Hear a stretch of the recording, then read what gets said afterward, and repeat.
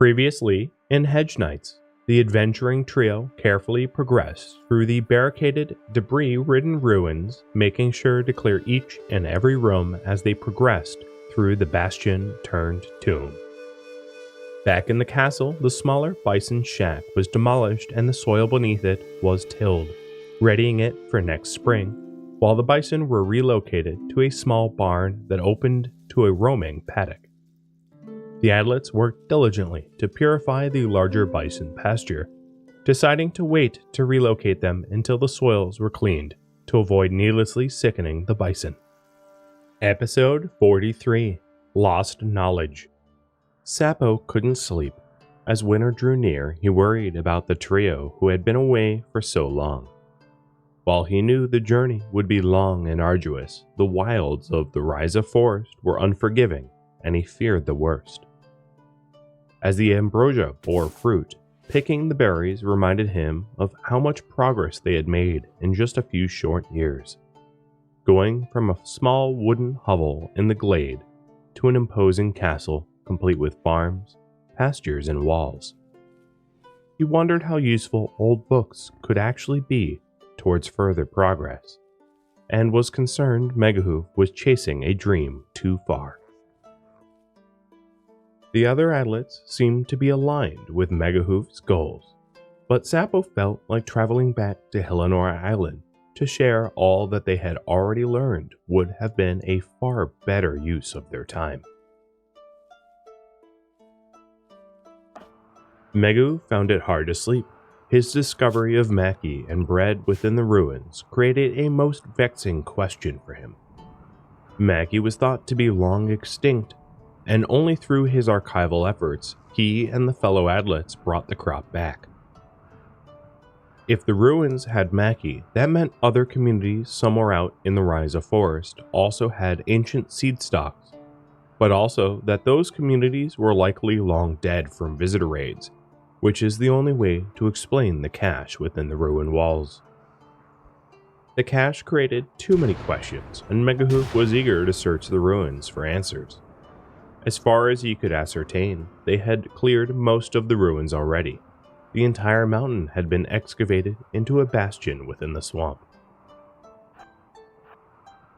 The trio ventured back into the ruins, steeling themselves for more traps, ambushes, and combat. Dave threw a hand signal to Megahoof that there was a monster up ahead. They both drew their bows, and with patiently aimed shots, they crippled the Morningstar-wielding monstrosity. Dave led the way back towards the unexplored section of the ruins, reminding the other two in hushed tones that any previously cleared rooms now may host enemies, so check every doorway and every corner. A ruined slab door lied ahead, one likely that connected previous hallways to the small library that they were in, but regardless, every door needed to be breached for safety.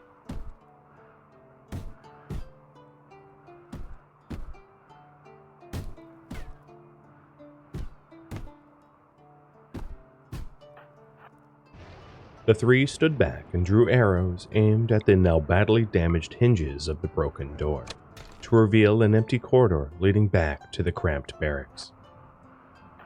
Dave pointed to the northern hallway and whispered, "Cover me," as he stood by the unbarricaded slab doors. Megahoof and Madzi crouched ready to strike as Dave quietly slid the granite slab to the side jambs. 2 more empty rooms and another barricaded door. Seeing that the door was barricaded, he yelled for Megahoof and Madzi to come join him. As Madzi approached, he asked if she could make a hole or two in the walls behind him for better sightlines into the next room. She got to work as Megahoof walked around the other side of the wall. Dave joined Megahoof as soon as he was done preparing the door to be breached by arrow fire. He told Megahoof and Madzi to keep their bows ready. He'd breached the door and wanted them to be able to shoot whatever was on the other side without having to draw a fresh arrow. The door was felled to reveal the most disturbing sight the 3 Adlets had ever witnessed. A room brimming with rats, rotting flesh, and bones. Bones clearly that of fellow Adlets. The stench was so foul, the idlets nearly had to turn back. It was now quite clear to Megahoof what became of the Mackie sowing farmers. They were eaten by monsters. There were rumors that visitors hunted adlets for food, but now they were faced with unequivocal proof. The heavy door swung open to reveal a long and narrow hallway leading up to a barricaded stonework door. There wasn't enough room for the others to aid Dave in destroying the door, so they took up position amongst the corpses. Having studied High Kingdom architecture, Megahoof knew the door led to the final chamber of the bastion, a choke point into a larger room where outnumbered defenders could make a last stand. He whispered to Madzi to focus on Dave and the final door, hoping to draw her attention away from the fetid bodies around them. Madzi asked Megahoof if what was around them was people. Megahoof solemnly nodded. Madzi then said she was glad they were killing monsters.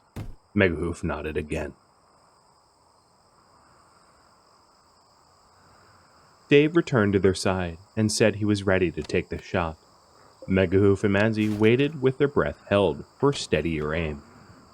The door broke down to reveal two clearly emaciated monsters wandering in a half-starved stupor. They had secured the inner sanctum of the bastion, but clearly lacked the food to hold out against a prolonged siege. The trio let loose volleys of arrows.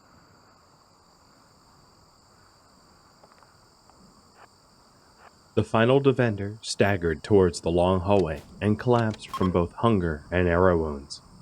Dave closed the distance while Madzi and Megahoof collected their spent arrows to fire upon the barricaded side passage. Megahoof spotted a curious-looking metal box sitting atop a pedestal in the center of the room. He wondered if the two final defenders were guarding it specifically, or whether they were just using the room as a means to defend themselves. In either case, he would certainly bring it home for further study. The side passage led to nothing more than a small storage room. The ruins were finally cleared of monsters.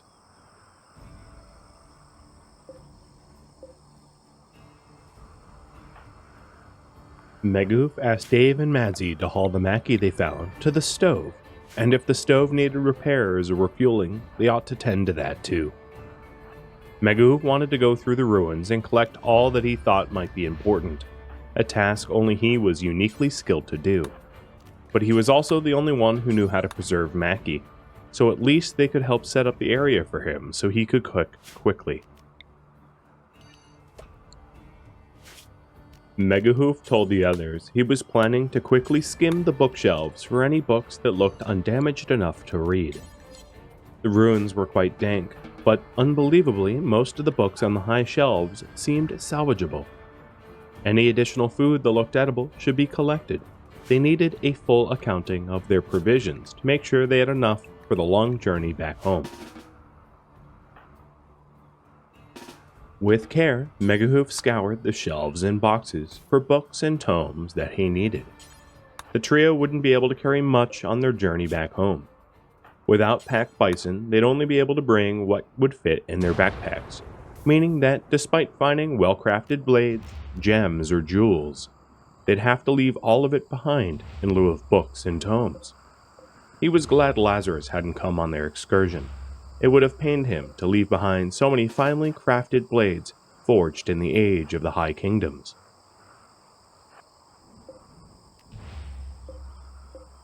Some of the weapons even seemed to be made of metals unfamiliar to Megahoof. The accounts from the time that the visitors invaded their homes, they spoke of frighteningly powerful weapons able to devastate cities in an instant, but these weapons mimicked Adlet armaments, yet were made of odd materials. He found it quite interesting that the visitors would forge such weapons if they had superior ones of their own design. He couldn't think of a reason for the mimicked style, but made sure to take notes on the properties of the metal.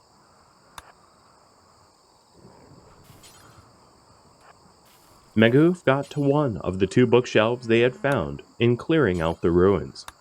Some of the books were badly damaged, moldy and disintegrating from poor upkeep and age, while other books had survived the past 2 centuries with minimal enough damage that Megahoof thought they could be recovered.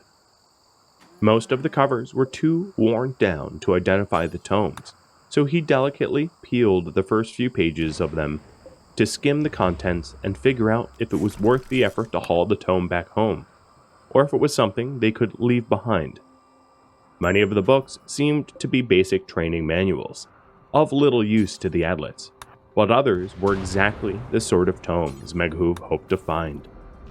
He couldn't be sure if the tomes had remained intact enough to unlock forgotten knowledge, but at the very least he could analyze them once they were back home in the castle. The other two bustled around hauling raw maki to the kitchen stove, which was already fueled up. Dave cleaned the stove and cooking utensils thoroughly, knowing they were likely used for butchering fellow adlets, and the thought of cross-contamination churned his stomach badly. Upon passing Megahoof leafing through old tomes, Dave and Madzi asked how it was going for Megahoof. He told them it was likely worth the trip. He wouldn't know for sure until he had the time to study the tomes more closely, but they offered a lot of promise.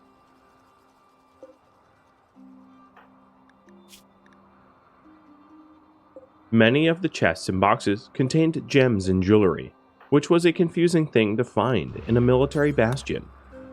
Were the visitors looting adlet communities for shiny baubles, or were the gems and jewelry here in the bastion prior to their arrival, as what would likely be spoils of war or theft? Either way, the world they now lived in had little use for glittering gold. Food was scarce, and security scarcer, and emeralds, pearls, and sapphires couldn't purchase a meal or safety.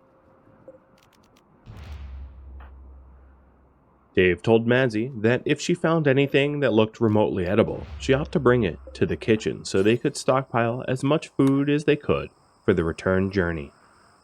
Dave then added that anything that looked remotely like meat or used meat as an ingredient she could probably ignore, however.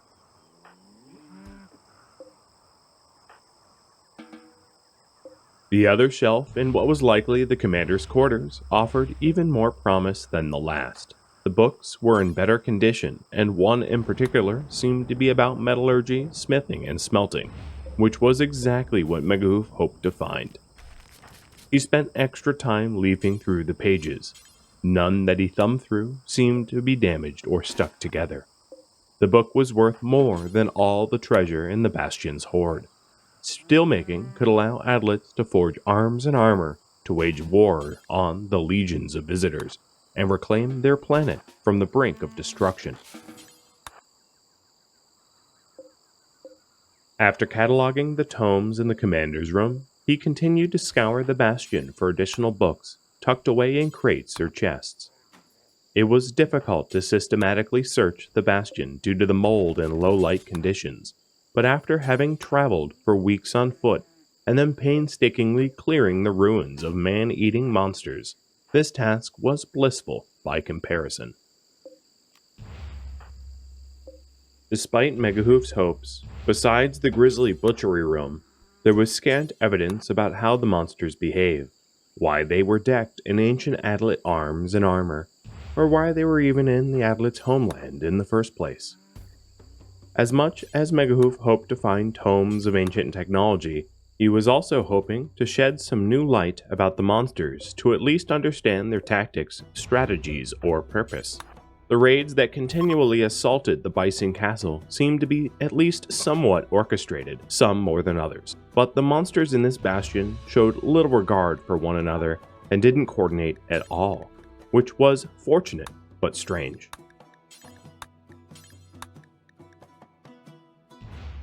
Madzi and Dave had prepared the kitchen for Megahoof to preserve foods for their trip home.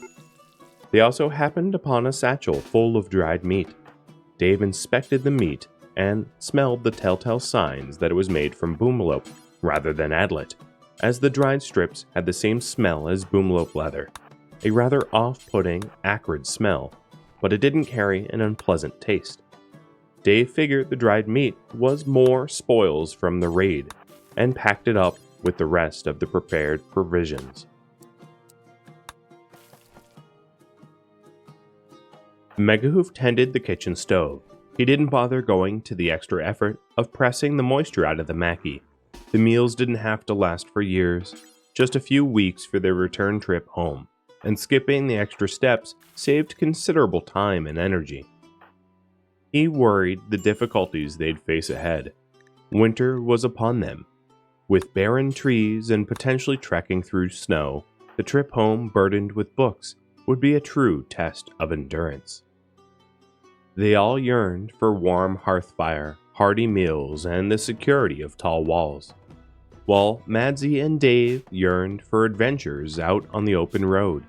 It was clear to Megahoof that even adventuring spirits had a limit. Everyone was tired, weary, and on edge.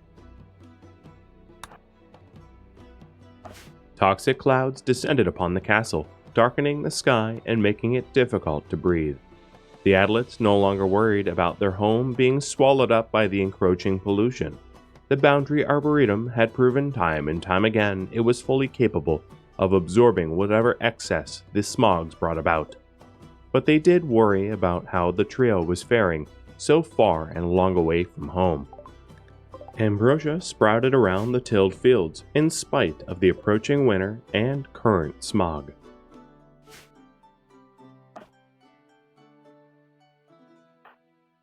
Madsy was reinvigorated from the brief shut-eye. She saw that Megahoof had spent the night preparing Mackie meals and decided to start packing for their return trip home. She spent some of the early morning hours searching the ruins to ensure Megahoof hadn't missed anything important. She found many books that he had clearly discarded, leaving them in the muck and mire of the swampy bastion. She picked up one or two of the books, and they were illegibly damaged. Apart from the purposely discarded books, she didn't spot any other texts or tomes and continued to search for food instead.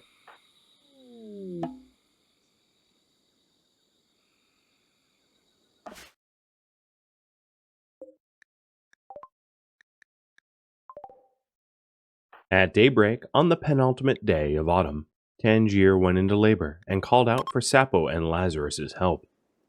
She was far more relaxed compared to Shellbell's birth, as she already knew what to expect, and also that the castle was as well protected and well supplied as ever. Lazarus convened at her bedside and brought Sappho some medicine to administer and water for her to drink.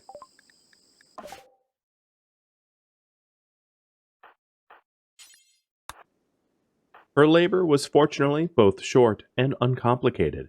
Lazarus and Tangier were parents for a second time to a newborn son named Avaran. Childbirth was less common and more complicated back on Hillenora Island, likely as a combined result of both food scarcity and malnutrition. It was very rare for people to have two young children at the same time, despite the fact that the elders continued to preach about replacement numbers for population. If only her Baffin clan and Lazarus's Hudson clan knew, their numbers swelled so far away from the isolated shores of Hillenora.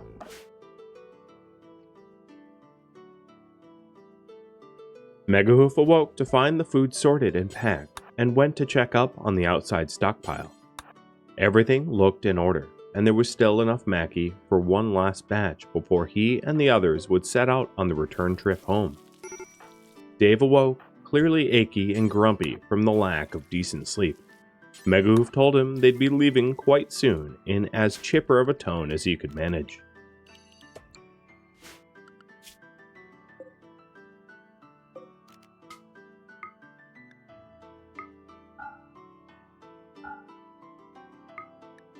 Megahoof pulled out a checklist from his rucksack and started to tally everything that he and the others would need to return with to make sure nothing was left in error. Their packs would not accommodate everything he wished to return with. Surprisingly, they had too much food packed, and Megahoof decided to leave much of the bread behind, as it would likely get moldy and spoil sooner than they'd eat it. Magoof had both Dave and Madsy double-check the entire list, despite both of them rearing to leave already. While exploring ruins was fun for them both, the bastion held no more secrets and started to stink from fetid corpses of monsters and toxlope dung. When it was time to check on the outside stockpile near the wild ferns, they both rejoiced being free from the dank ruin.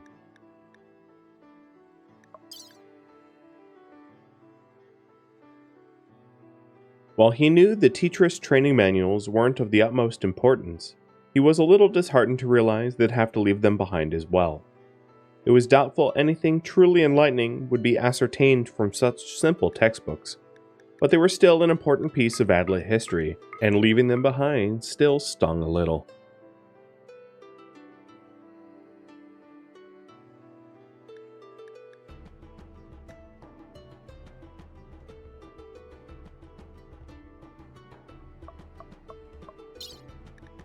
The trio finally departed for home.